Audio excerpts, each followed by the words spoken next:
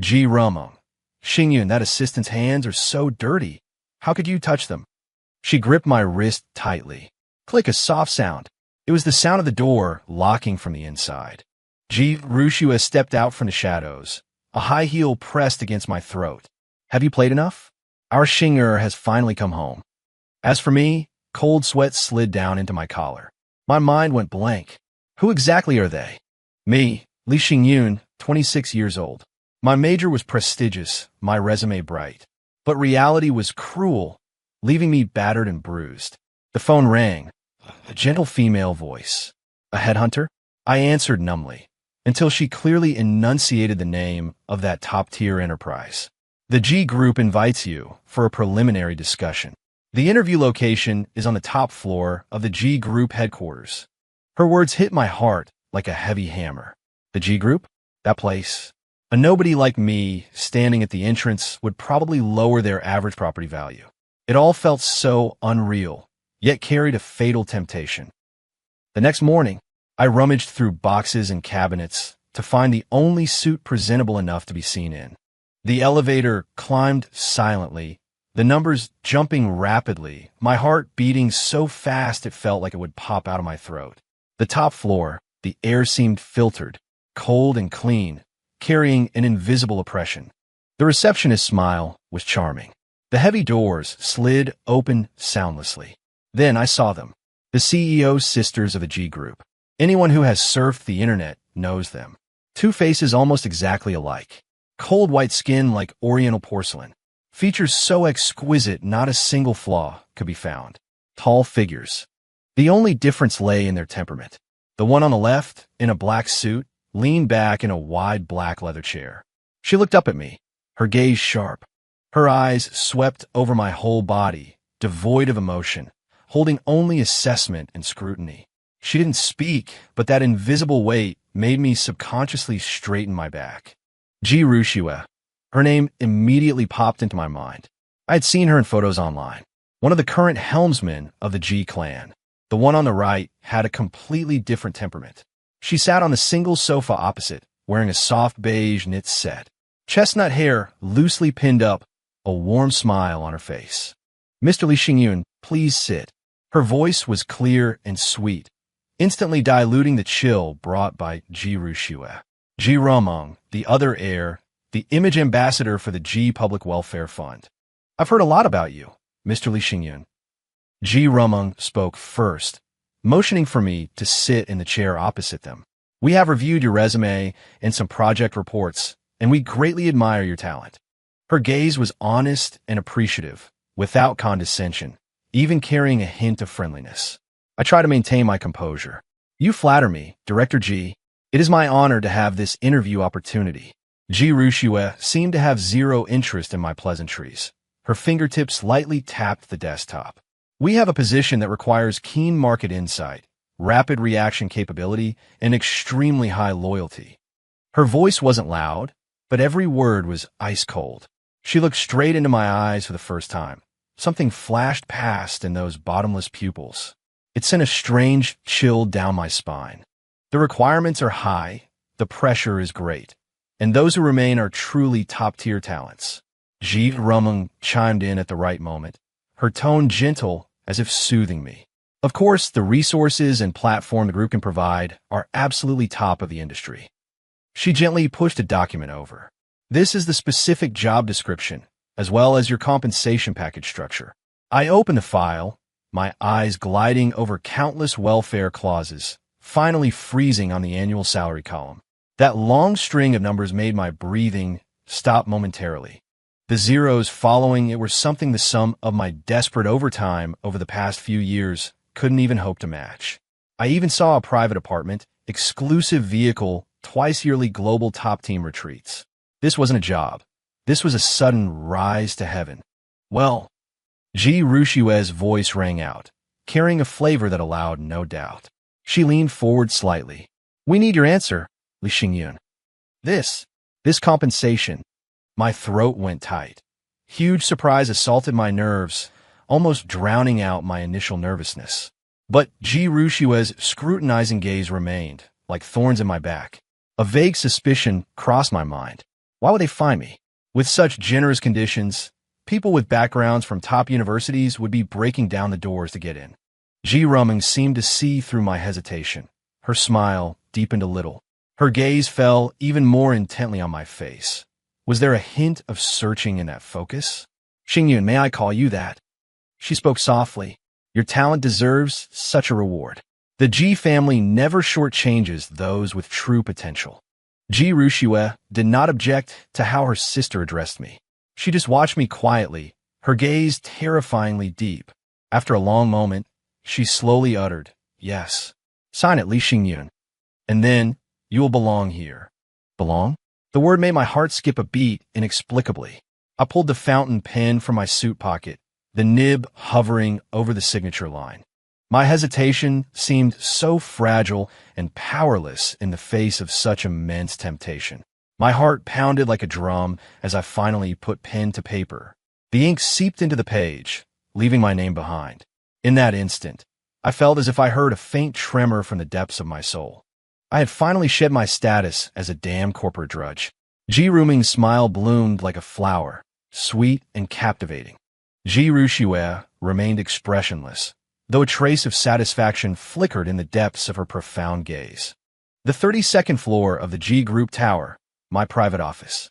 Outside the window was a height that looked down upon the masses. The interior exuded understated luxury.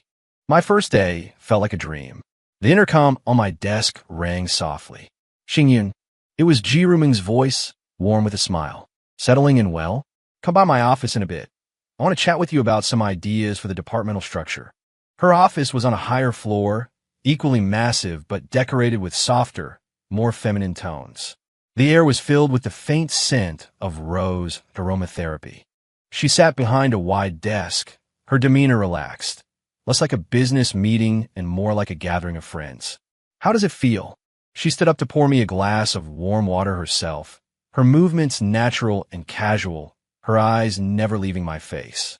Xingyun, relax. Although our standards are high, the atmosphere here is quite open. She was witty, her insights into the industry sharp and precise without being overbearing. She occasionally interjected with praise for a specific project on my resume, igniting my confidence just enough. The next afternoon, Ji Ruming's assistant knocked on my office door. Mr. Li, afternoon tea from Vice President Ji. On the tray was a cup of aromatic, freshly ground coffee and a sticky note. On it was a line of elegant handwriting. Hard work, keep it up, Meng. My heart warmed, mixed with a flutter of being overwhelmed by the favor. Ji Ruming seemed to always appear at the perfect moment, offering a snack or a caring glance. Her closeness was like hot spring water, comforting at first. But slowly, the heat began to spread, seeping into my skin bit by bit.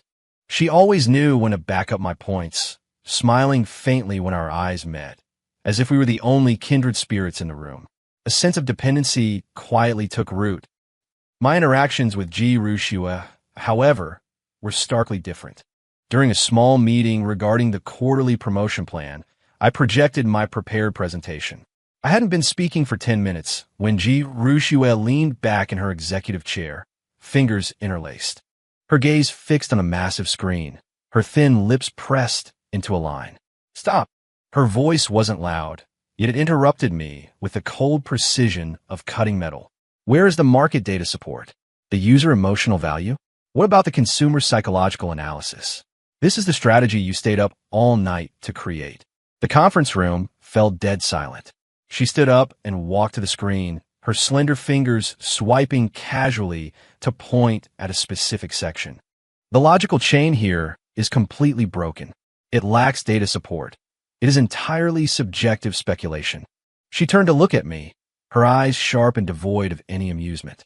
Li Xingyun, the Ji Group doesn't hire people to be deadweight. Every word made my face burn. Her demands were suffocatingly strict. Every detail had to be scrutinized and polished repeatedly. It was as if a single flaw would lead to eternal damnation. I bit the bullet and revised it according to her requirements, working until 3 a.m. before finally earning a reluctant nod from her. The next morning, however, I found a warm latte and a familiar sticky note on my desk. It bore Ji Ruming's soft handwriting again, You worked hard. My sister has high standards, but she genuinely wants the best for you. Remember to eat breakfast. I held the latte, gazing at the scenery outside. Dependency and fear, like two invisible vines, quietly wrapped themselves around my heart. The feeling of suffocation hit me distinctly for the first time during a dinner spontaneously organized by the department to celebrate the completion of a small project. The atmosphere was relaxed, and everyone was having a few drinks. Xiaolin, a new intern in the marketing department and a young girl full of energy, approached me. She held a glass of white liquor, walking over confidently to offer a toast. Manager Lee, this project only moved forward thanks to your leadership. I'm really grateful. Let me toast you. I had just raised my glass, a smile still lingering on my face. Xingyun has a sensitive stomach. The doctor only recently told him to quit drinking to let it heal. A clear, sweet voice rang out from behind me, laced with just the right amount of concern and a trace of unquestionable familiarity. Ji Ruming's arm slipped through the crook of mine with extreme naturalness, holding on lightly. Her body pressed slightly against me, bringing with it a waft of faint, elegant fragrance.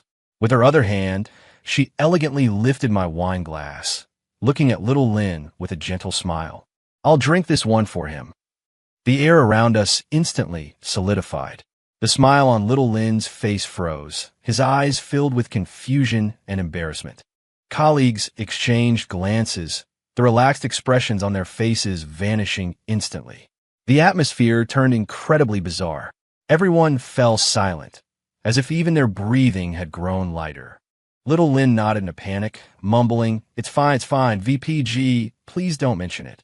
He returned to his seat as if fleeing for his life. Ji Ruming tilted her head back as if nothing had happened and drained the glass of wine meant for me in a single gulp. The movement of her throat as she swallowed was elegant and clean. Her arm remained linked with mine. The warmth radiating through my thin shirt chilled me from my fingertips to the soles of my feet. For the rest of the evening, not a single woman dared to come over and say another word to me. Several days later, at dusk, when I got off work, I found a scrawny stray cat in the corner of a flower bed downstairs. It was a very ordinary orange tabby with messy fur, staring warily at passers-by. I subconsciously stopped. I happened to have half a pack of unfinished bread slices from the morning in my pocket.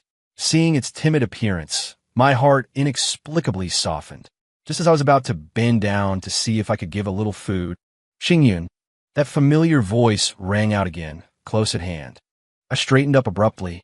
Ji Ruming was standing by my side before I knew it. Her high heels hadn't made sound. She was wearing a soft cashmere cardigan, her smile as warm and gentle as a spring breeze. Her gaze swept casually over the frightened stray cat, and her smile seemed to deepen slightly. "Oh, what a skinny little kitten. You really are kind-hearted, Xingyun." Her tone was soft, like she was praising a child. However, her tone shifted. Her voice was still sweet, but it carried a certain implication. "People at the hospital say these stray animals carry a lot of germs, fleas, and eggs. They might even have potential infectious diseases. It's too dirty. Better to stay away, okay?" Her arm naturally linked with mine again, her grip gentle but allowing no escape. "Let's go. That new Huayang restaurant you mentioned wanted to try last time. I finally managed to book a table. We could go taste it today." Her tone was cheerful, full of anticipation for dinner. I didn't look at the stray cat again. With my arm linked in hers, I felt the irresistible guiding force she transmitted. Her arm was warm, her fingertips resting lightly on the thin skin inside my elbow. The smile remained on her face, bright and moving. She held on tight. It was a warning, delivered with extreme gentleness. The air drifted with an invisible, yet incredibly real scent of iron rust. Wisps of it seeped into my nasal cavity, reaching straight to the depths of my heart. This seed of fear, in the fertile soil named gentleness, greedily sucked up nutrients named restriction, and quietly broke through the earth. After the arm-linking incident at that dinner party, little Lin took leave the very next day, and the atmosphere in the department became cautious. Colleagues spoke to me with a kind of hesitant politeness. I knew there was a warning sign named Ji Ruming, hanging over my head. Late at night, the office contained only the cold, ghostly light of the computer screen and my exhausted figure. The quarterly report was imminent, and G. Rushue's requirements were nearly draconian. Every PPT slide, every set of data, every logical deduction had to be impeccable. It was already 1:00 a.m. My neck was terribly stiff, and my temples were throbbing. The door was pushed open gently, making a faint sound. I thought it was the security guard on routine patrol, so I didn't lift my head. Still working so hard? Ji Ruming's voice carried a softness unique to the night, brushing past my ear like a feather, approaching without warning. I was so startled my hand shook, clicking the mouse in the wrong place. I looked up. She was standing right by the desk. Not in the elegant suit from the daytime, but in a mist blue silk lounging robe. Her jet black hair was draped loosely, her face free of makeup. In the dim light, she appeared with a near illusory purity. She held a cup in her hand, steam rising from it in curling wisps. VPG, you haven't rested yet this late? I subconsciously pulled away a little. She didn't answer my question. She simply placed the steaming cup on my desk and pushed it toward my hand. It wasn't coffee. The air filled with a warm aroma of milk. It's warm milk with a little honey. She leaned forward slightly, almost touching the back of my chair, her gaze falling on the complex charts on my screen. Just looking at this gives me a headache. How can you keep staying up like this? What if you ruin your health? Her concern felt too natural, and she was so close it made me uncomfortable. My body stiffened involuntarily. Thanks. It's mainly that this consolidated report still has a few key verification points. Let me handle it, she said suddenly, her voice light, but carrying a strange sort of conviction. Her pale fingers reached for my mouse. No need. Vice President G. How could I trouble you with this? I'm almost done. I reached out to block her almost reflexively, but my fingertips accidentally grazed the skin of her slightly cool hand. She froze instantly, and I immediately pulled my hand back. The atmosphere solidified for a split second. She didn't touch the mouse. Instead, she lifted her hand. Her fingertips landed without warning above my right temple, on an old scar that had long faded and was barely visible. It was a spot I rarely noticed myself. The pads of her fingers stroked the slightly raised old scar gently back and forth. Her movements carried a sleepwalking-like trance. Her gaze was no longer on the screen. Instead, it pierced through me, landing on some extremely distant point in time and space. The office was quiet enough to hear a heartbeat. The faint sound of her warm fingertips touching my skin was audible. Here, she murmured, her voice holding a pained sadness. Does it still hurt? Before, didn't this bleed a lot? Bugs crawled over it. So dark, so cold. Her fingertips trembled slightly, her eyes hollow and dazed. But, Xingyun, her voice stopped abruptly. My heart almost stopped in that instant. Blood rushed madly to the top of my head, then froze into ice the next second. That scar. Bugs? The two little girls in the orphanage, beaten and curled up in a dark corner, their faces covered in blood. Memory fragments sealed for 20 years were forcibly torn open. I saw myself back then, watching those two little girls being mobbed at the orphanage. The roar I let out as I waved my equally tender fists, trying my absolute hardest. Those two frail figures shivering behind me, protected. One face? No, it was two identical small faces covered in tears and fear. No, impossible. That was so long ago. The woman in front of me was the G family heiress. She couldn't be that dirty girl from the orphanage. But an immense sense of shock and absurdity made my whole body stiff. My throat felt blocked. I couldn't spit out a single word. I looked at this breathtakingly beautiful face before me, a face revealing an eerie familiarity, and my mind went blank. Just then, Ji Ruming seemed to be suddenly awakened by my stiffness. The mist in her eyes dissipated instantly, refocusing on my face. The intense sorrow and reminiscence from a moment ago vanished without a trace. Replacing it was a hint of panic and the annoyance of having one's privacy pried into. She abruptly withdrew her hand, curling her fingertips into her palm. Huh, She gave a short laugh and tucked a loose strand of hair behind her ear somewhat deliberately. Her face quickly piled on her usual gentle smile, perfectly burying the anomaly revealed in that instant. I must be days from staying up late, talking nonsense. Don't mind me, Xingyun. She picked up the warm milk again and pushed it forward. Drink it quickly and get some rest. Work is never ending. Her voice returned to being sweet with no flaws. She turned around, her silk robe tracing a smooth arc in the quiet night. Reaching the door, she stopped without looking back, only saying softly, "Go home early. Don't be late for the project meeting tomorrow." The door clicked shut gently. Only I and that cup of gradually cooling milk remained in the office.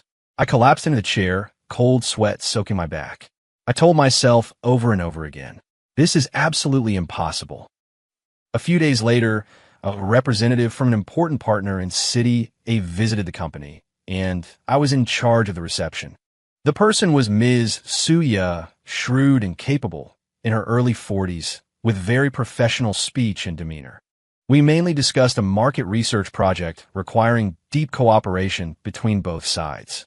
The meeting lasted 2 hours, and communication was smooth. At the end, out of courtesy, I extended my hand. "Thank you, General Manager Su, for your time and suggestions today. Our team will submit the detailed plan to your company as soon as possible." Suya also smiled and extended her hand, shaking mine. "Manager Lee, you're too polite. It's a pleasure working with you." After seeing off Suya's team, I had just returned to my office, preparing to organize the records from the meeting. Before I could even warm the seat, the office door made a violent, loud noise. Bang! Ji Ruming charged in like an out-of-control shadow, bringing a cold gust of wind with her, and slammed the door shut behind her with a vicious swing. The deafening bang made my heart lurch violently. Her face was drained of blood. All her former gentleness and serenity had vanished without a trace. In those large eyes that were once filled with mirth, now only cold, fanatical flames burned furiously. "Li, Xing, Yun," she screamed it out with all her might, her voice twisted and distorted. Like the wail of a wounded beast, it instantly tore through the silence of the office. Before I could react, she threw herself at me. She wasn't trying to hit me, nor was she scolding me. She hugged me from behind, locking me in a death grip with all her strength. Her arms constricted my chest, and arms like iron bands, possessing shocking power. Her petite body was pressed tightly against my back, trembling violently and uncontrollably. She rubbed her cheek hard against my back, her scorching heat burning my skin through my thin shirt. "Why? Why did you let her touch your hand?" Her voice was no longer a scream, but had turned into a whisper that sounded like she was weeping blood. Every word hammered viciously into my eardrums and heart. "Why? Did you look into her eyes? Why did you smile at someone else? You are mine. You can only be my brother. Since so long ago, you should have only been looking at me." She shrieked like a madwoman, her body heaving with intense emotion, and scalding tears instantly soaked the fabric on my back. I was nearly suffocated by her sudden outburst and that terrifying embrace. My hands and feet went cold, and my blood felt as if it had congealed. "Calm down. Let go of me. I don't understand what you're saying." I struggled hard, trying to pry open her hands clamped across my chest. Those slender fingers erupted with unimaginable power. Let go of you." She jerked her head up violently, her tear-drenched cheek only centimeters from my neck. Scalding tears and burning breath sprayed onto my skin, her gaze manic and chaotic. "You want to push me away? Like you almost pushed us away back then? No, never. Don't you dare. Don't you even think about it." Her fingernails were digging deep into the flesh of my arms. My mind was a complete blank. I had absolutely no idea what she was talking about. Just then, the office door was pushed open silently again.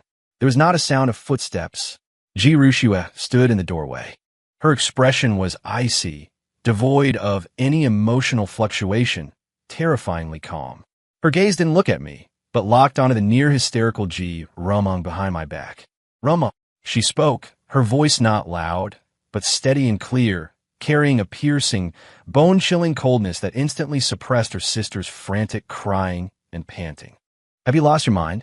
Ji Rumung froze instantly, her body still pressed tightly against me, her grip on my arms not loosening in the slightest.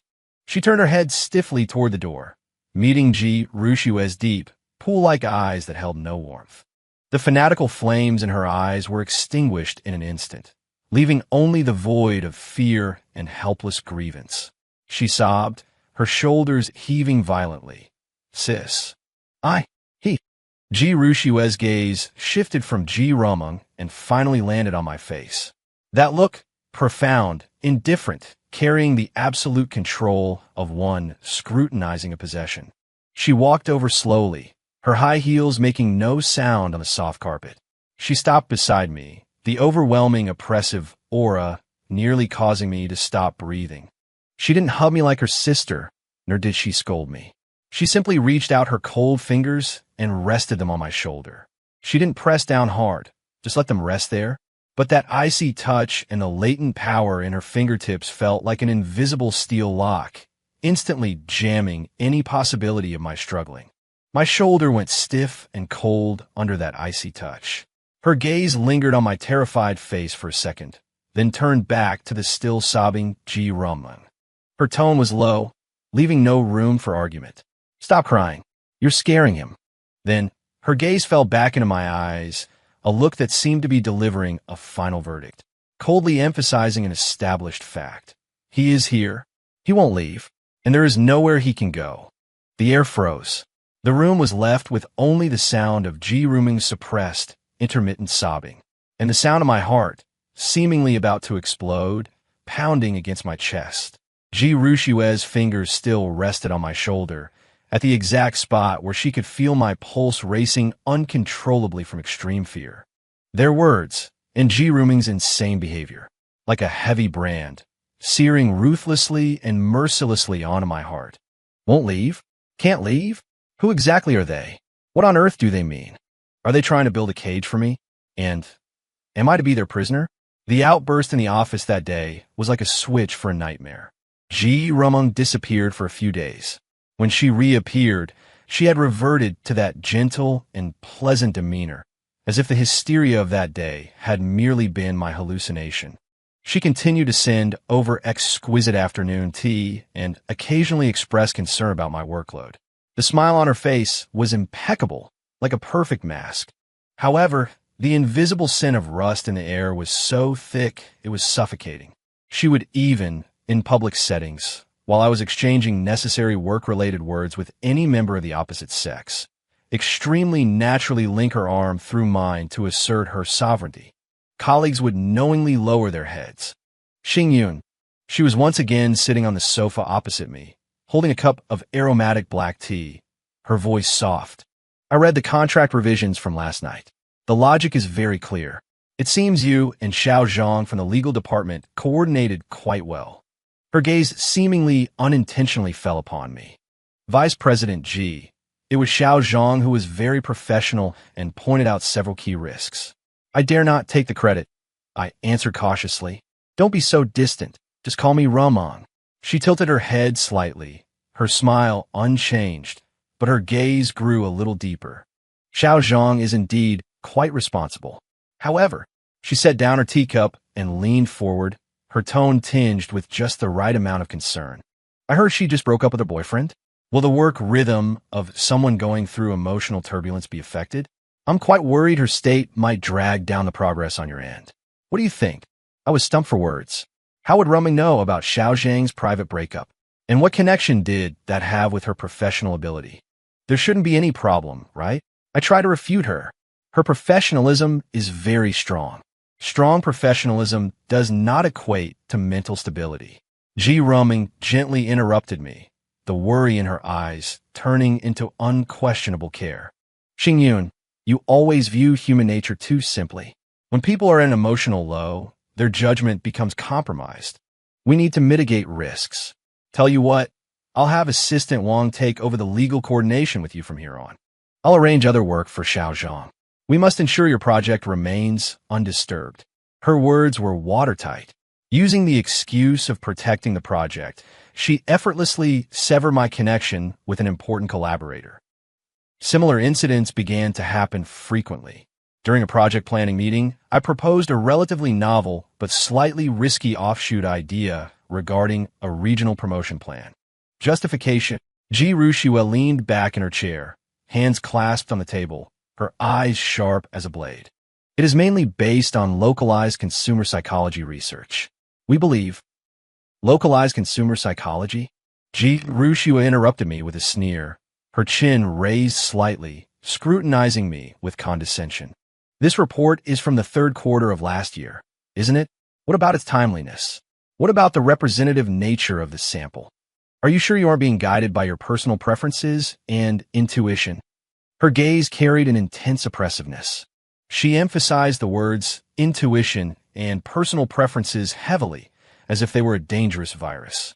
Li Xingyun, at G Corporation, data and rational analysis are the sole basis for decisions. Put away those useless thoughts and execute according to the final confirmed framework. My novelty was instantly dismissed as useless. A deep sense of powerlessness seized me. One day after work, she gave me a lift back to my apartment. The car was filled with an expensive, woody fragrance. She asked casually, "Xingyun, I heard from my sister that you live in the Chengdong Sunshine community for a while in the past. The security there isn't very good. Did you move away later because you were afraid it was unsafe?" Chengdong Sunshine community? I frowned slightly. My memory was a bit chaotic. After graduating from university, I had rented a place with 2 roommates for a while, but wasn't it the Morning Sun Garden in the west of the city? I think it was Morning Sun Garden? I can't remember clearly. The security was fine. I mainly moved because it was far from the company. Morning Sun Garden? Ji Rumeng turned her head in surprise, a confused light flickering in her beautiful eyes. That's not right. I remember it clearly. You mentioned at the annual meeting last year that it was in the east of the city.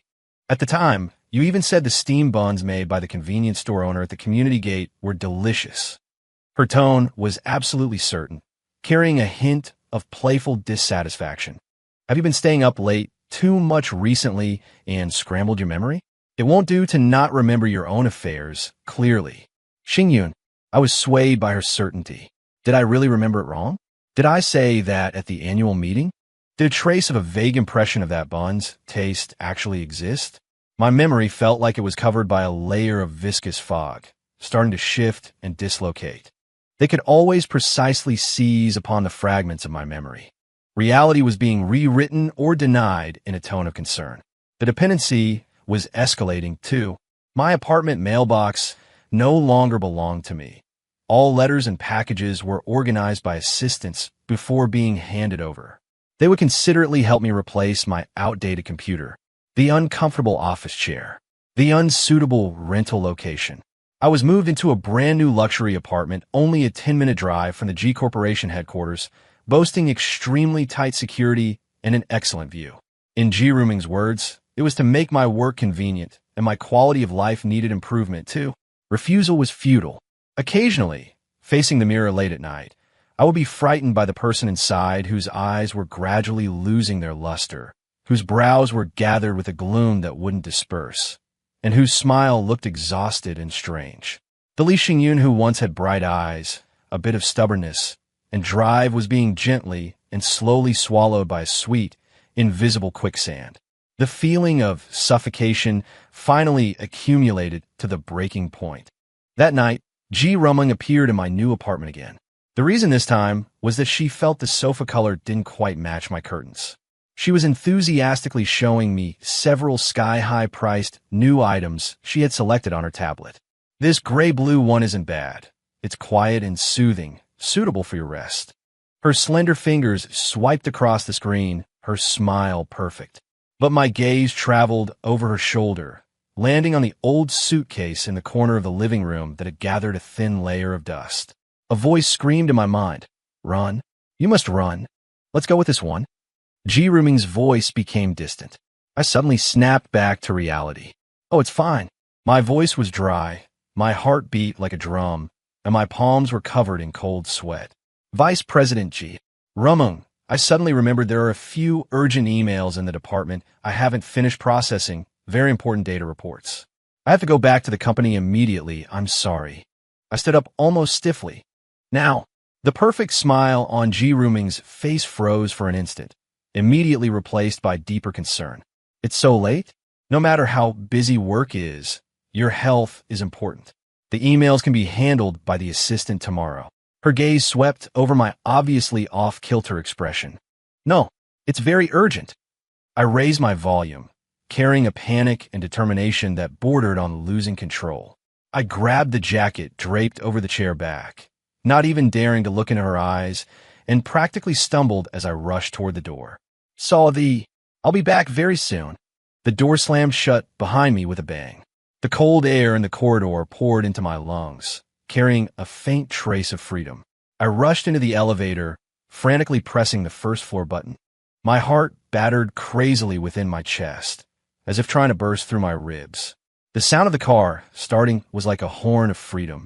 I slammed on the gas, rushed out of the underground garage, and merged into the river of headlights that still flowed endlessly through the city at midnight. Where to? The airport? No. The train station? Yes. Just buy any train ticket that leaves this city the fastest. My trembling fingers dialed the number of my college best friend. It rang for a long time before he picked up, his voice thick with sleepiness and impatience. Hello? Who is it? Aze. It's me, Li Xingyun. My voice was shaking. Help me.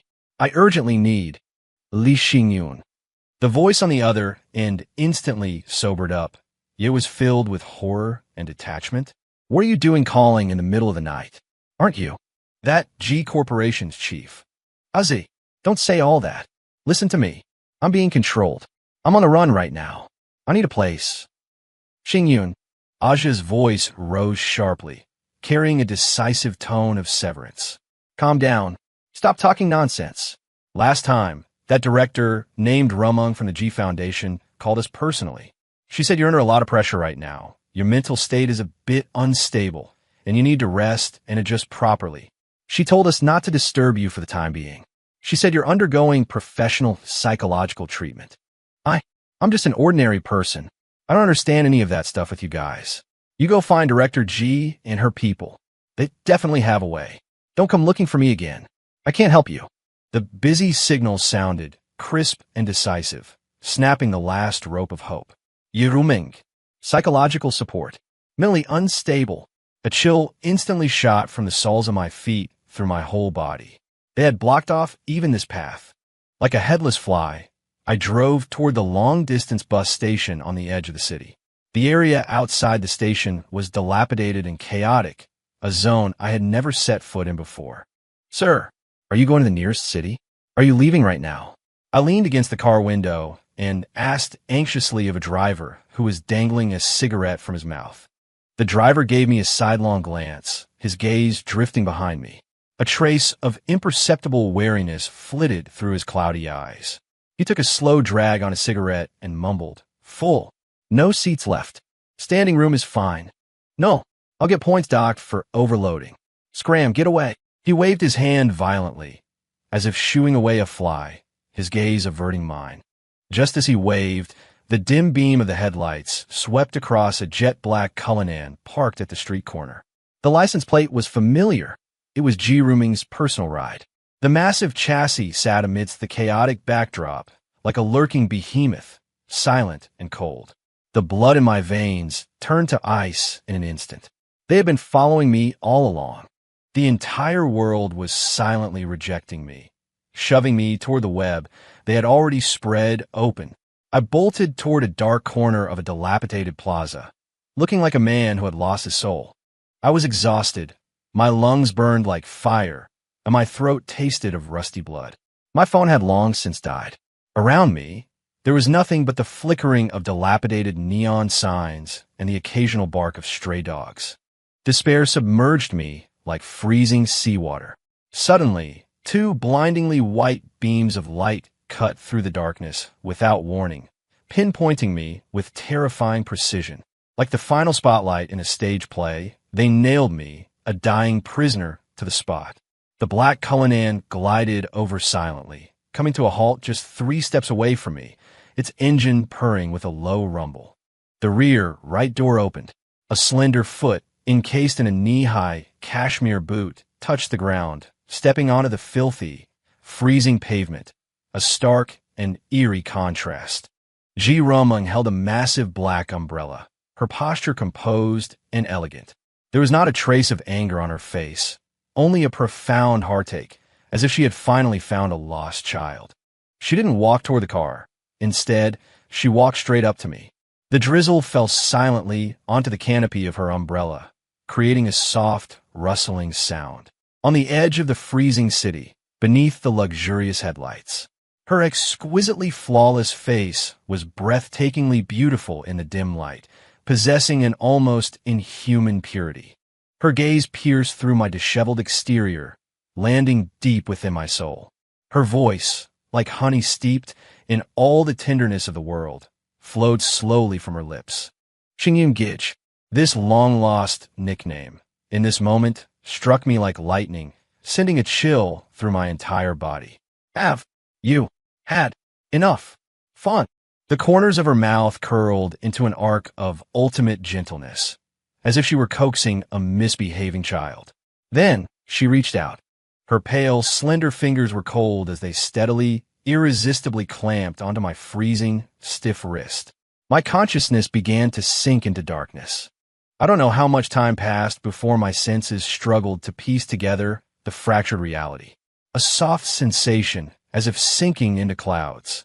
I struggled to open my eyelids. What met my eyes was a suspended ceiling with embedded light strips emitting a soft glow. A refined, calming woody fragrance lingered in my nose. There was not a single sound, absolute silence. I bolted upright. A wave of dizziness hit me. Beneath me was a mattress filled with top-tier goose down. The touch was so luxurious, it felt unreal. The room was spacious, the decor minimalist yet teeming with high design. Every piece of furniture exuded an air of expense. A massive floor-to-ceiling window occupied almost an entire wall, but outside was not the sky, but a carefully manicured landscape wall-planted with tall, evergreen foliage. My gaze swept across the walls, finding no obvious outline of doors or windows. A massive panic gripped my heart once again. I stumbled out of bed and rushed toward the only wall. It felt cold and hard to the touch, made of some special composite material, smooth without a single seam. That massive green landscape wall was merely a camouflage. This was a canary cage built of money, without a single way out. Xingyun Gij, you're awake? A cheerful, sweet voice rang out in the room without warning, like a phantom. I whipped my head around in terror. On the other side of the room, a concealed door that looked just like the wall slid open silently. Ji Rumung walked in holding a wooden tray, upon which sat a glass of steaming milk. She was wearing soft, beige loungewear, her long hair loosely pinned up. Her face radiated a pure joy, free of any shadow, as if we were simply enjoying a cozy weekend morning. Hungry? You slept for such a long time. She placed the tray on the white cloud-patterned marble side table and sat naturally on the soft wool carpet. She rested her chin in her hands, looking at me with eyes like twinkling stars. Do you feel any better? The air seemed to freeze. Fear and a sense of absurdity filled my chest, rendering me speechless. I could only stare at her intently. Don't be mad. She seemed amused by my expression and laughed softly, with the innocent charm of a little girl. You must be tired after running so hard. It's very quiet and safe here. No one can disturb you. As she spoke, she picked up the glass of milk, stirred it gently with a spoon, and blew away the steam on the surface. Here, drink some milk first to warm your stomach. Her eyes held nothing but pure attachment and longing, as if she were waiting to be fed. But what I saw was the abyss. That pure white, warm liquid now looked like the most terrifying poison on earth. Get out. My voice was hoarse, cracking from thirst. I won't drink it. Open the door. Ji Rumung paused in her stirring of the milk. The smile remained on her face, but the light in her crystal-clear eyes instantly congealed, ultimately dissolving into a hollow void that made my heart palpitate. The corners of her mouth were still curled upward, but the smile had turned cold and eerie. Xingyun Gij, she dragged out the sound. That vacant gaze locked straight onto me, like a black hole devouring light. A massive shadow grew wildly in the depths of her pupils. She asked softly, every word hammering against my frozen heart. Do you hate me now? She leaned forward slightly. Although she was sitting on the floor looking up at me, she exuded a suffocating sense of oppression. The air turned viscous and cold, making it almost impossible to breathe, just as the blood in my entire body was freezing under her gaze. Another figure appeared silently in the doorway. It was Ji Rushua. Her hands were casually tucked in her trouser pockets. She didn't approach, simply leaning against the doorframe, her cold eyes taking in every trace of resistance and fear on my face. Her gaze held none of Ji Ruming's emotional tempest, only coldness and indifference. She didn't speak, but that silent scrutiny was more despair-inducing than any reprimand. It was as if she were saying, "Know your place." Immense fear instantly crushed the last spark of resistance that had just ignited. My body felt as though its bones had been removed, and I slumped down against the edge of the bed. The glass of milk was right before my eyes, radiating a seductive sense of safety. I heard my own voice, hoarse and lowering in resignation. I avoided Ji Ruming's eyes, which were regaining their luster, but looked even more resentful. With a trembling hand, I reached out and took the milk. The warm liquid slid down my esophagus. It was sweet, but deep in my throat, it left behind only a nauseating, raw stench. The milk was sweet, and the pastries were exquisite. Like a machine with a preset program, I swallowed numbly, unable to taste a thing. My stomach was stuffed full, but my heart felt hollow, as if it had been completely gouged out. Ji Ruming became happy again, nestling against the carpet at my feet and humming a very familiar tune with a bizarre, nursery rhyme melody. The melody drilled into my eardrums like tiny shards of ice, stabbing my nerve endings one by one and dredging up the deepest, haziest fears. Her face was overflowing with immense satisfaction, as if this were the most perfect, blissful moment of her life. Ji Rushua turned and left. The door slid shut soundlessly.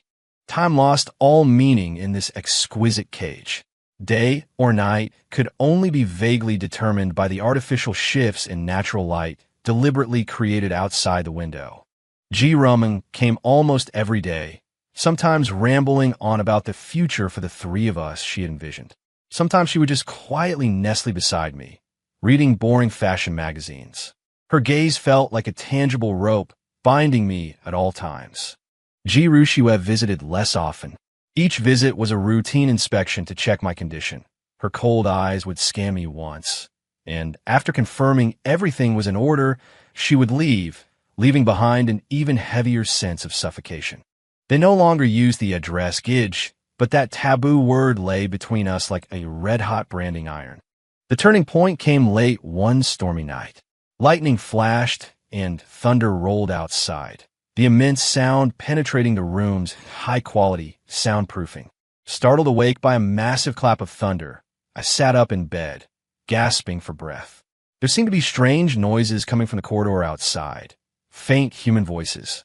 Ji Rushua's voice, although distorted by the storm, her cold tone was highly recognizable. Was she on the phone with someone? Her voice was more urgent and husky than usual, even, laced with a trace of emotional fluctuation rarely seen in her. Don't be noisy. Quiet. She was covering my ears? No, not covering them. She was slapping them hard. Her suppressed voice drifted in intermittently. Those dreams again. The small dark room. Bugs crawling in. So many hands. Like the ravings of someone trapped in a nightmare, filled with chaotic agony. Those words hit me like an electric shock. The small dark room? Yes, the small dark room at the orphanage. The small dark room that had once imprisoned the two sisters. The small dark room where I had smashed the door down to rescue them. My heart began to pound furiously. A bold and crazy notion instantly welled up. The door had an electronic lock control from the outside, but could the control terminal be on Ji Rushua? Or perhaps somewhere within the suite? She was obviously in an emotionally unstable state right now. This was my chance. The thunder continued to roar. Barefoot, I padded softly across the plush carpet, gliding like a shadow to the door, pressing my ear tightly against the cold wood panel. Ji Rushue's muffled gasps and fragmented words continued, seemingly receding further and further away. Footsteps in the corridor moved away from the master bedroom of the suite, eventually disappearing in the direction of the staircase. My chance. She's gone. There were no surveillance cameras in the room. The only monitoring came from the electronic lock on the door and the butler system that could appear outside at any moment. Now she's gone. I lunged towards the headboard, frantically searching. Nothing. Absolutely nothing. Spotlessly clean. I then rushed to the massive walk-in closet. The luxurious custom-built closet was filled with brand-new, expensive clothes, pristine and spotless, without even a single storage box. Just as despair began to well up, my gaze was suddenly drawn to an extremely discreet, narrow door deep within the closet. What was behind it? A storage room? Holding my breath, I fumbled for a tiny indentation on the side of the door and pressed it firmly. The door slid open silently, creating a narrow gap. The space inside was small, containing only a combination safe embedded in the wall.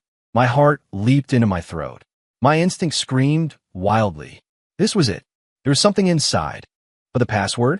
I tried Ji Ruming's birthday, Ji Rushue's birthday, the company's founding anniversary, even the old orphanage street number. All wrong. The safe emitted a low, warning hum. Cold sweat broke out on my forehead in my agitation. Last chance. Those two blurry little faces stained with tears and blood flashed in the depths of my mind, accompanied by that faint cry, "Gidge, save me." A flash of lightning tore through the sky outside the window again. It illuminated the wall beyond the door crack, and also the almost desperate gamble in my eyes at that moment. My trembling fingers typed in the number I had forgotten in a corner of my heart. 0520. It was my birthday. Click. The faint click of the lock like music to my ears. The safe door sprang open. Inside, there were no documents, no jewelry. Only an ordinary old photo album, its edges slightly yellowed, looking handmade. With hands trembling almost beyond feeling, I pulled it out. The album was light, yet it weighed a ton. I tore it open. First page. A blurry old photo of an orphanage group activity. Dozens of children, dressed in ill-fitting, faded orphanage uniforms, grinned foolishly or looked bewildered at the camera. My gaze frantically scanned the second row. Not there? No. Second page. Empty. Third page. Empty. My heart sank to the bottom. It's empty? No. Keep flipping. The pages were almost at an end. Just as I was about to give up, a severely faded and curled photograph, not glued in, but simply tucked between the last two pages, suddenly slipped out. The photo fluttered onto the carpet. I bent down to pick it up, and the moment my eyes met it, it was as if an invisible sledgehammer had violently struck my chest. My mind went blank. My breath hitched. The background of the photo was dark and blurry, clearly taken from a candid angle. Centered in the frame was a stubborn boy with messy hair, wearing worn, ill-fitting clothes. He was squatting on the ground, his back to the camera. He looked to be just over 10 years old, with a slender build but a taut back, exuding a fierce resolve. What was he doing? His arms were wrapped around something, his body leaning slightly forward, forming a protective posture.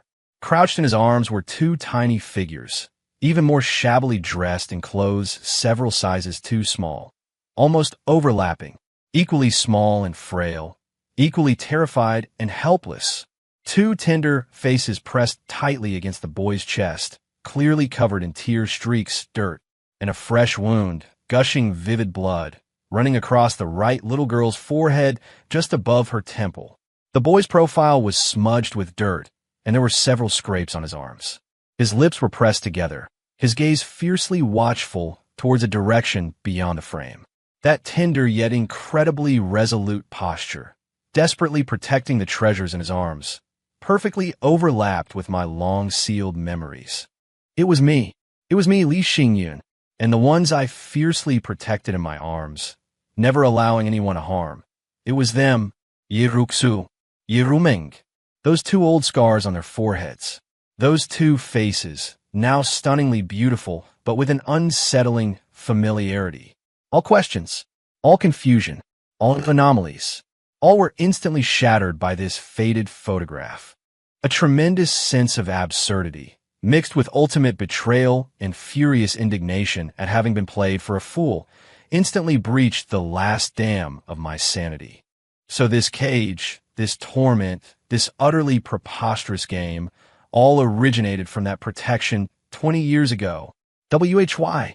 No longer able to restrain myself, I let out a soul-shattering roar.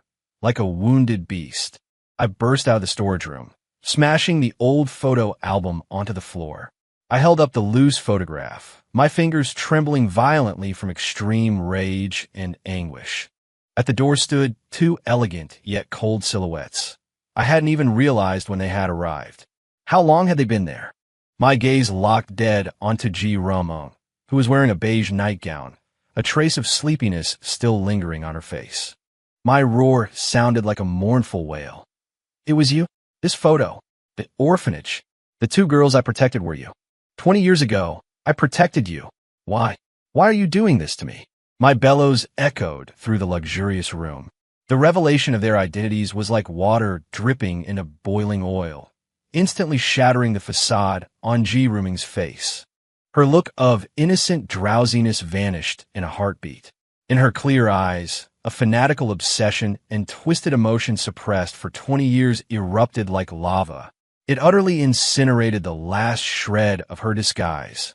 On that exquisitely sculpted face, all gentleness was obliterated, leaving only a near-demonic, fanatical possessiveness and twisted infatuation. Why? She repeated my words, her pitch suddenly rising, laced with a shrill, piercing excitement and madness, her burning gaze nailed to me. That's right, Xingyun, it's us. We are the ones you protected. She took a step closer, that face I once thought angelic now twisted, mixing with a nearly pathological accusation. You ask why? You should have recognized us long ago. Do we mean nothing to you? Does that mean you don't love us? Every word struck my heart like a searing branding iron. 20 years? Recognize them? How is that even possible?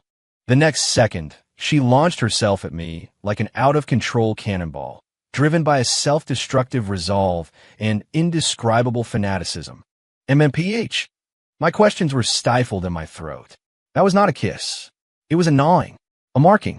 It was the bloody graffiti of a beast asserting sovereignty over its territory. Her lips crashed against mine without a trace of warmth, only cold, violent possession. Her teeth tore savagely at my lower lip. An intense pain mixed with the metallic taste of blood instantly filled my mouth. Her slender arms erupted with terrifying strength, clamping tightly around my neck and waist, pressing her body against mine without the slightest gap. Her tongue sought to pry open my teeth with destructive force. The entire act was filled with predatory savagery and a madness meant to declare ownership. I struggled violently, trying to push her away, but this insane embrace was like an iron clamp. Just as I tried to pry her arms loose, Ji Rushua moved. She didn't lunge like her sister. Instead, she silently cut in from my side, her movements swift as lightning. A cold hand instantly clamped onto my right wrist like iron pincers, with enough force to nearly crush the bone. Her other hand, possessing a ruthless strength that brooked no resistance, pinned my left shoulder blade with lethal precision. Her fingers were cold and hard, like torture instruments cast from steel. The terrifying force she applied instantly dismantled my ability to struggle. Like a prisoner nailed to an execution rack, I could only watch in despair as Ji Ruming's manic kisses rained down like a storm, that bloody plunder declaring her twisted ownership. Ji Rushua's face was right beside mine, her breath brushing against my ear. Her voice was freezing, every word like a verdict tempered in ice shards. They poured into my ears, shattering all my hope and resistance. Do you understand now? The hand gripping my wrist tightened even further, the agonizing pain blanking out my mind. I could only stare hopelessly into her dark eyes, devoid of any human warmth. Then, don't you ever think of escaping. Her cold words struck like a final hammer blow. Immediately following was the icy sensation of metal against the skin of my wrists and ankles, and a crisp click of a lock, the sound of my ultimate imprisonment. It turned out her approach wasn't just to subdue me, but to lock those custom-made alloy chains. Their identities were finally laid bare.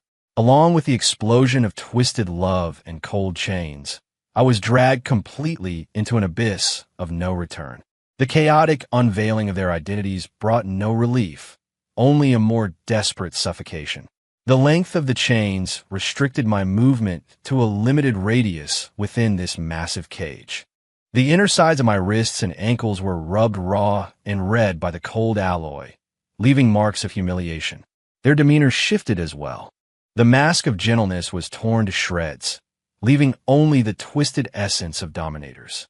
Right beneath the room's only massive, yet mocking, observation window, they had meticulously arranged a grotesque memory corner. An enlarged group photo from the orphanage hung, suspended in an expensive black walnut frame. In the photo, I stood with the scrawny twin sisters in the corner of the back row. But what truly shattered my nerves was the glass display case positioned beneath the frame. The bottom of the case was lined with expensive dark blue velvet. Resting inside lay a metal whistle with severely worn edges. That was the object I had treasured most during my time at the orphanage. It was the cheapest kind of whistle sold at roadside stalls. Once, years ago, I used this whistle to divert the attention of the bullies who were tormenting them, giving them the chance to run away. Well, had I lost it? I had long since forgotten it in the river of time. Now, it sat there, solemnly enshrined upon the velvet like a holy relic. Xingyun, do you remember this place? Every evening, we would walk helplessly by the river. Ji Rumeng would link her arm through mine, ignoring the chains around my ankles. Pointing to the corner in the photo where we stood, her voice was sweet yet laced with a manic infatuation. Back then, you were the only one willing to give us half a steamed bun and drive away those bad people for us. Only you. You were the only light in our darkness. Her gaze was as fanatical as a devotee gazing upon a deity. Ji Rushua, however, stood more often in silence before the glass display case, her fingertips tracing lightly over the cold glass surface, her gaze locked onto that worn-out whistle. Her voice was colder than the glass. Bugs? Filth? Fear? The night you appeared, they all vanished. She turned to look at me with a cold satisfaction of absolute control and a chilling interrogation. See? Look how well we've protected your belongings. Protected? Imprisoned? They equated the imprisonment of my body with the preservation of my relics. A creeping, horrifying sense of absurdity soaked into my marrow like ice water. Their gratitude had been twisted into eternal possession and control. They replayed the memory of being protected in the darkness over and over again, using it as fodder to frantically breed this luxurious hell made of gold and chains before my eyes. Despair spread through the depths of my heart like a dead sea. I began to refuse food, just as I refused this absurd script, just as I refused to breathe this nauseating air. For 3 consecutive days, aside from the bare minimum of water to sustain physiology, I let my body wither rapidly within the vast emptiness and despair. My once bright eyes completely lost their luster like dusty glass beads. The ebbing of my life did not seem to panic them. On the evening of the 4th day, the room was unusually devoid of the bright overhead lights. Countless candles were lit throughout the room, their flickering flames casting eerie, constantly shifting shadows upon the expensive wallpaper. The air was permeated with an overly sickly sweet fragrance, like incense used in sacrificial rites. Ji Rumeng wore a dark red silk gown, looking like a devout bride preparing to receive Holy Communion. Her cheeks were flushed with a strange redness from excitement as she held 2 glasses of deep red wine, translucent as gems, walking toward me step by step. Ji Rushua followed at her side, wearing a purely black custom-made formal dress, like a judge in the dark night. Her gaze was dimmer and gloomier than the candlelight. They stopped a step away from me. Ji Rumeng extended one of the glasses of deep red wine toward me. The candlelight refracted cold spots of light within the thick liquid, mixing with the twisted obsession and ecstasy in her eyes. Xingyun, her voice trembled, carrying a sacrificial sword of tenderness. Look at you. refusing to eat these past few days. Are you punishing us? Tears shimmered in her eyes, pitiful and lovely. We were wrong. We made you sad. She moved the wine glass closer, almost touching my lips. So, we want to give you a new life. Beside her, Ji took over the conversation, her voice cold, hard, and direct, without a trace of emotional fluctuation. A future that truly belongs to the three of us. A future where we are never apart. A home with no hurt, no betrayal, just the three of us. Her gaze was like a solid iron hoop, locking onto my lifeless pupils. This is our only and final solution. It is also your only way out. Ji leaned forward slightly. Her long hair slipped down, covering half her face, revealing only that right eye which burned as if ignited. Her voice was as light as a falling feather, yet carried a devastating allure. Come. Drink it down. Xingyun. She tried to press the rim of the glass against my tightly closed lips. Drink it, forget all the pain. And when you wake up again, our blood will be connected, and we will be together forever. The sickly sweet smell of the wine mixed with the cloying fragrance, turning into a desperate fear that flooded into my nostrils. The color of that liquid was as red as coagulated blood. Resistance was futile. Ji Rushue's icy fingers had already clamped onto my jaw like iron pincers. Under the intense pain, my clenched teeth were forced to part crack. Be good, that's a good boy. Ji Ruming's smile looked exceptionally eerie in the flickering candlelight. The cold, crimson liquid poured down my throat like a venomous snake in an instant. Choking, suffocating, the liquid slid down my esophagus with an indescribable burn. My body struggled violently out of instinct, but Ji Rushue's hand was as immovable as welded steel. Ji Ruming gently patted my back, while emitting a satisfied, eerie chuckle. The world before my eyes warped rapidly amidst the flickering candlelight, blurring and losing its color. A ball of fire burned in my lower abdomen. My whole body felt unbearably hot and restless. The strength in my body vanished rapidly like a receding tide. The last thing clearly audible in my ears was Ji Ruming's whisper, sounding like a demonic incantation. Sleep now, Xingyun. When you wake up again, our bloodlines will be joined, together forever. Eternal darkness descended completely. My consciousness sank into a bottomless abyssal pool. Safe? What an ironic and despairing foreshadowing of the end. My consciousness was like a fish drowning in the deep sea, struggling to break the surface, only to be dragged back down time and again by an invisible weight. My senses painstakingly reorganized themselves. Hearing was the first to return. Pulse normal. Blood pressure is slightly low, but stable. Vital signs data upload complete. Reporting to President G. Cold, professional, unfamiliar female voices devoid of any emotion conversed vaguely in the distance. My eyelids felt as heavy as if crushed by a 1,000-pound boulder. Light irritated my retinas, a hazy expanse of white. My throat felt as dry as if sandpaper had rubbed it raw, and the smell of disinfectant filled my nose. It mixed with a lingering trace of familiar sweet fragrance belonging to Ji Ruming, and another strange scent that had been deliberately masked, slightly musky and metallic. The smell of a physiological laboratory. Using every ounce of strength, I forced my eyes open a slit. My vision was blurred. A white ceiling, bright and cold medical-grade overhead lights. This wasn't that familiar luxury prison cell. Awake! A cold female voice pierced my eardrums like an ice pick. I stiffly rolled my eyes. Ji Rushue was sitting on a chair beside the bed. She held a tablet in her hand. The eerie blue light from the screen reflected on her expressionless face, making her look even colder. She watched my eyes open, as if confirming the functional recovery of an object. My consciousness cleared completely. The final terror before I passed out flooded my mind. That glass of crimson wine. Their objective. I tried to raise my hand in panic, but my body felt heavy and weak, as if filled with molten lead. A deeper fear seized my heart. Under the influence of that drug, the humiliation and nausea of being subjected to their forced union overwhelmed me. I struggled violently. Don't move. Ji Rushue's voice carried a commanding chill. She didn't physically stop me, but simply stated the facts coldly. You need to remain in bed for observation for 24 hours. What did you do? My voice was hoarse and broken, filled with extreme terror and hatred. That wine. You. Just as I was questioning them uncontrollably, another voice, filled with cheerful satisfaction, rang out. Xingyun. Ji Ruming's voice held a sweet sob and immense joy. She emerged from behind a screen on the other side of the room. She was also wearing a loose white robe similar to a hospital gown, but draped over it was a soft, pale pink knitted cardigan.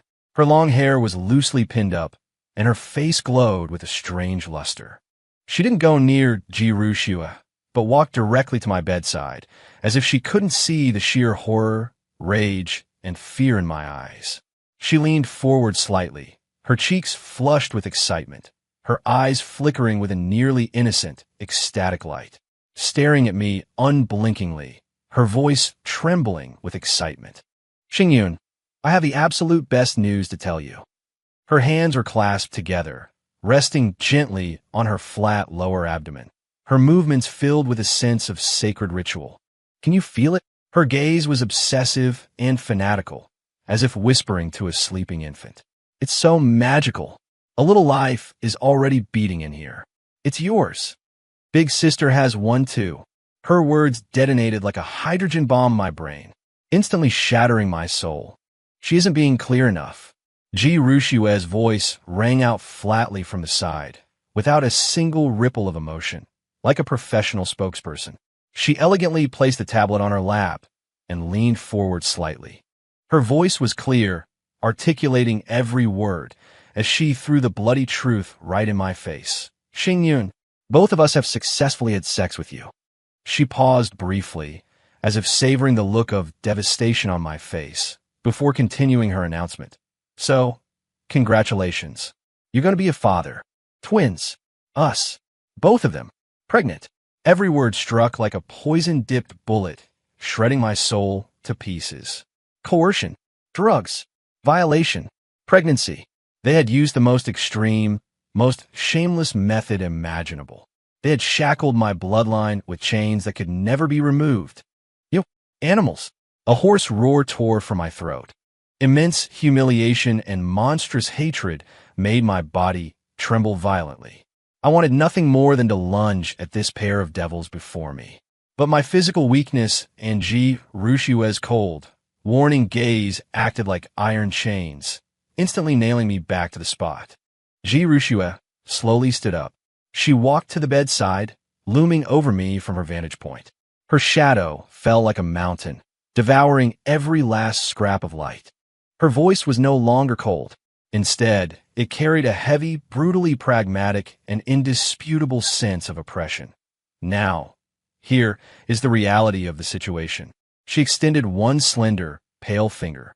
You have two choices. First, you admit that in a drunken stupor, you committed grave misconduct against my sister and me. Serious illegal acts with irrefutable evidence of a crime. We have ample biological samples. The video footage shows you initiating intimacy before passing out. The witnesses are the doctors and nurses here. Furthermore, we have a psychiatric evaluation from an authoritative institution stating that your long-term use of psychoactive stimulants has led to irritability and intermittent loss of control. This report will ensure you have zero chance in court. You will be prosecuted and convicted for rape and mental instability. You will be ruined, becoming a laughingstock and a pariah to the entire society. The corner of her cold lips curled upward in an extremely rare motion, a cruel and absolute decree. You will have nothing. You will never rise again. As for the two developing fetuses, in accordance with our contingency plan for the G family succession, they will be immediately aborted and disposed of. The words aborted and disposed of struck like an ice pick, shattering my last remaining bone. A chilling cold rushed from the base of my spine, straight to the crown of my head. Second, Ji Rushue's voice did not shift in temperature in the slightest as she extended a second finger. It was as if she were reading aloud the terms of a pre-written corporate merger. You, Li Xingyun, will voluntarily assume the responsibilities of a man. You will enter into a marriage with me and become a nominal member of the G family. You will bear no legal obligation regarding Ms. Ji Ruming's assets or personal life. However, you will be permitted, under the guise of a close friend or any other reasonable title, to assume the moral responsibility of raising the child born out of wedlock. In exchange, you may keep your meager but cherished assets and retain your pathetic little reputation. Furthermore, as the biological father of our children, you will enjoy the highest level of security and material support the G family can provide. We will issue a secondary psychiatric report certifying that your previous instability was due to high-intensity work and personal setbacks, and that you have since fully recovered. She leaned in closer. On that peerlessly beautiful face, which looked like a mask carved from ice, there was no flicker of human emotion, only naked control and the faintest trace of mockery. Choose option 1, and you will end up like a rotting, maggot-infested stray dog, crushed and spat upon. Your children will never even get the chance to glimpse this world. Choose option 2. Her cold breath brushed against my face.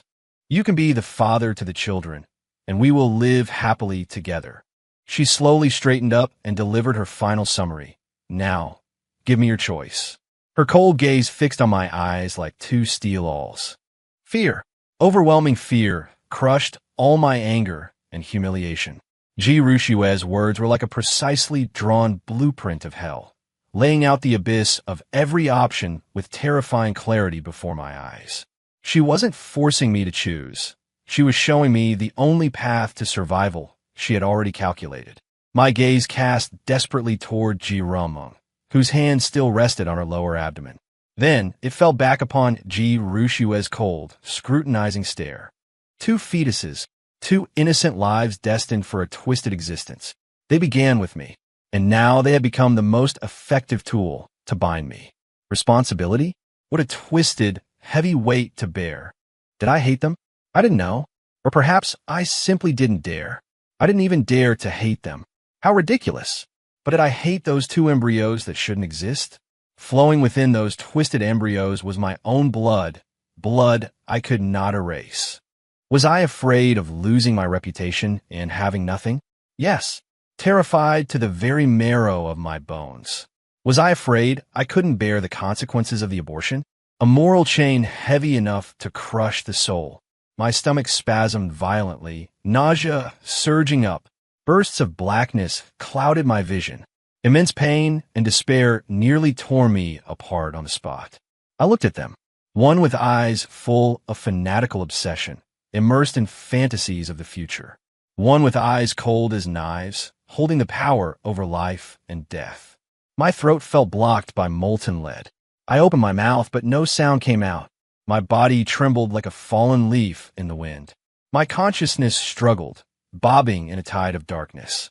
Countless voices screamed wildly in my brain. In the end, only two heavy, blood-scented words remained: responsibility. Despair, like freezing seawater, completely drowned my nose and mouth. I closed my eyes. Using every bit of remaining strength, I squeezed out one word. Yes, this single word betrayed my past, my dignity, my soul, and all the freedom of the rest of my life, in exchange for the survival of two bloodlines and the twisted, despairing decency of being a prisoner. Ji Rushue's face still held no expression, but a flash of satisfaction swept through those cold, deep eyes. Ji Ruming let out a short, satisfied cry, like a kitten.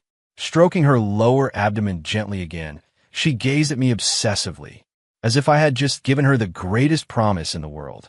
3 months later, the Pacific Ocean, a private island. Beneath my feet was pure white sand, soft as flour and professionally treated. I was wearing a white suit worth $1 million, custom-made by a top designer. The fabric was crisp, the details flawless.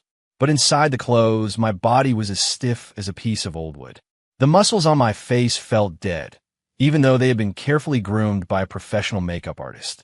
The lingering, dead silence deep in my eyes was still clearly visible. Ahead was an aisle paved with a long, pure white carpet. At the end stood a white priest in robes, smiling genially. The background was the boundless sea, the sky and ocean merging into one, symbolizing vast freedom.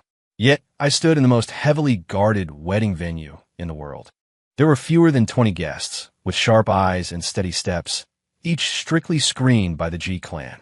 The wedding march began to play, magnificent and solemn. At the ends of the aisles on both sides, they appeared simultaneously. Both wore extremely intricate and magnificent vintage-style wedding gowns with long trains, handmade from top-tier lace.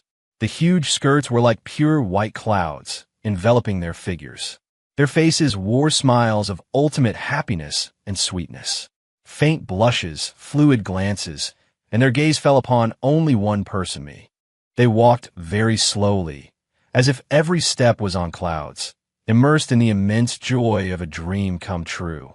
Occasionally, she would look up at me, the obsession and possessiveness in her eyes so thick it could not be dissolved. They finally came to a stop beside me at the same time. Ji Rushua stood on my right. Her arm naturally slipped through the crook of my arm, her hand gripping with unquestionable strength. Her gaze fell on my stiff, numb profile, and the corners of her mouth turned up slightly. The arc was subtle but clear, a curve declaring victory. Ji Rumung stood on my left. Her movements were softer and more seductive. She intimately held my left arm with both hands, leaning her entire upper body against me. The fluffy skirt of her wedding dress even crowded into the space where I stood. I could smell the rich, expensive scent of roses on her. She tilted her head back, her eyes locking onto me obsessively, and whispered softly, "Xingyun is so good. Now it's just us."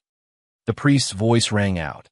"Ms. Ji Rushua, do you take Mr. Li Xingyun to be your husband, regardless of Ido?" Ji Rushua's voice rang out clearly, cold, decisive, without the slightest hesitation or wavering, interrupting the priest.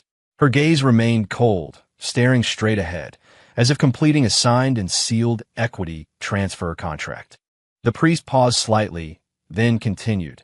"Mr. Li Xingyun, do you take Ms. Ji Rushua to be your wife, regardless of?" A brief, suffocating silence. On the entire beach, there was only the rhythmic sound of waves washing ashore. Everyone's eyes were focused on me. Ji Rumung unconsciously tightened her grip on my arm, her fingernails slightly digging into my flesh through the fabric. Her gaze was full of urgent urging and a hint of veiled threat. Ji Rushua's cold arm brought a heavier sense of oppression. My throat felt stuffed with burning charcoal. My brain roared. I opened my mouth, feeling the voice come from the distant depths of hell. "I do." The voice was hoarse, broken, and weak. A flush of immense joy instantly flooded Ji Ruming's cheeks. The priest began to continue with her part. When asked, Ji Ruming's answer was filled with sweet jubilation. "I do. I really, really, really do." Her voice was so sweet it could drip honey. "Now, let the newlyweds exchange rings." 2 rings lay side by side on the pillow. The massive pear-shaped main diamond was dazzling in the sunlight, priceless, enough to blind the eyes of any ordinary person. Ji Rushua reached out expressionlessly, and a ring was placed on the ring finger of her left hand. Then, she picked up the other ring from the pillow, just as her icy fingertips were about to touch the skin of my left ring finger. "Wait!" Ji Rumung suddenly spoke, her voice holding a trace of petulance, ruining the flow of the ceremony. Everyone's gaze instantly turned to her, including the icy-faced Ji Rushua. Ji Rumung still wore that impeccable, happy smile. She turned to me. "Xingyun's hand should be ringed by Rumung first today." She didn't wait for the priest to react, nor did she care about Ji Rushua's cold stare. She reached out her pale, slender fingers, moving incredibly naturally over the ring pillow, precisely picking up the thorn ring that Ji Rushua was supposed to hand to me.